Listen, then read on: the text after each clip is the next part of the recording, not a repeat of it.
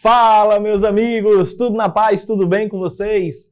Pessoal, muito prazer, meu nome é Matheus Pinheiro, sou professor de Física aqui do Colégio Farias Brito e venho hoje falar em nome de toda a equipe de Física, né? Professores aqui que eu quero muito citar o nome, professor Arilo, professor Cadu, professor Tadeu, professor Marcos Haroldo, professor Cícero, professor Felipe, professor Pacal, né? Equipe aqui completa, reunida. E a gente trouxe aqui para vocês o comentário da prova de Física, né, da UES 2026.1, segunda fase, tá certo? Ó. Então, de antemão, já queria avisar a todos, né, que quem quiser ver o comentário feito ali em detalhes, de maneira bem didática, né, que realmente você pode aprender com esse comentário, acesse o site do Farias Brito ou coloca ali no Google, né, Farias Brito UES 2026.1, segunda fase, né, que você vai ter acesso aí todo o comentário feito pela nossa equipe, tá certo? E aí, deixa eu tecer aqui com vocês, pessoal, alguns comentários gerais sobre a prova. O que a gente achou dessa prova, né? Bem, foi uma prova ali padrão UES, né? Como a UES gosta de cobrar, então a UES ela ficou ali dentro do que era esperado, digamos assim, né? Então é uma prova que conseguiu passear bem pelos conteúdos, né? Conseguiu cobrar bastante os conteúdos. Então a gente teve questões de interferência, a gente teve questões de análise dimensional, inclusive uma questão bem dificilzinha de análise dimensional, né? Que foi logo a primeira da prova, tá certo? Tivemos questão de empuxo, gravitação, estática do corpo extenso, resistores não ômicos. Olha que ponto interessante, né? Embora do ponto de vista matemático a questão não fosse tão difícil, né? A questãozinha aí de número 8, que era uma questão de resistores não ômicos, foi uma questão bem legal, né? Uma ideia diferente aí, a UES cobrando essas ideias diferentes, isso é muito bacana de se ver na prova, tá certo? Então tivemos questões de transformador de tensão, né? Primário para o secundário, ideia bem bacana, tá? Bem tranquila a questão.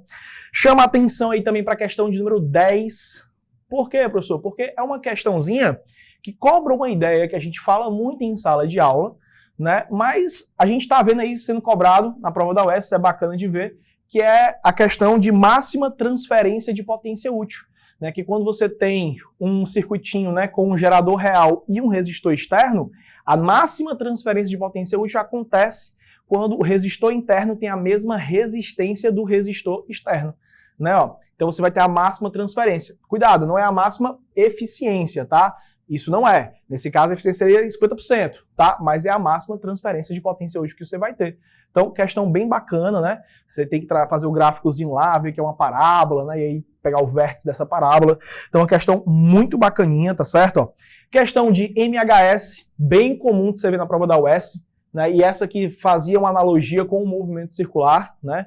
Então, você pegar o MHS, analisar olhando para o movimento circular associado, tá certo? Ó, muito bacaninha. Questão só de vetores também, né? Falando de produto escalar, produto vetorial, tá certo? Ó, você tem aí uma questão de eletrostática, uma questão de indução. Então, assim, vocês estão reparando aqui pelo meu comentário, pessoal, que a UES passeou bastante pela física, né? Ah, Matheus, então cobrou tudo. Bem, se você olhar a primeira e segunda fase, a gente pode dizer que praticamente a UES abordou todo o conteúdo. O que a gente sentiu falta aí nessa segunda fase, né? A parte de dinâmica, que não estava presente, né? Nenhuma das questões aqui envolvia diretamente ali a dinâmica, né? E a parte de capacitores, né? Bem, se você olhar a primeira e a segunda fase como sendo uma avaliação só, o que de fato é, tá, pessoal?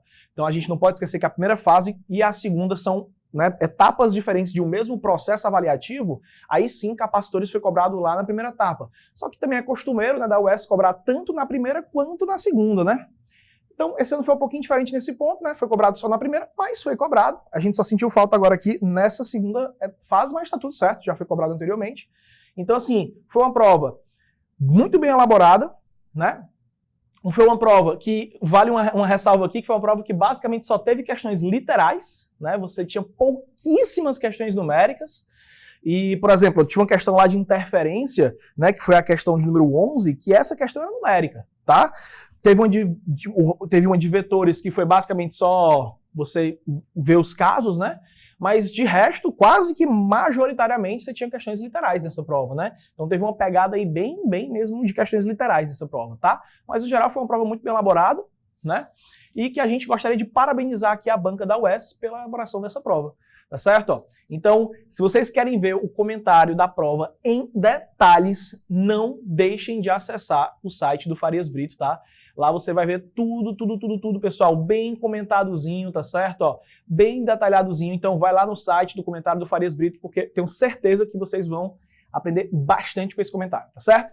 Então, vou ficando por aqui, né? Desejo um ótimo dia a todos e até a próxima agora, se Deus quiser. Valeu, pessoal. Tchau, tchau.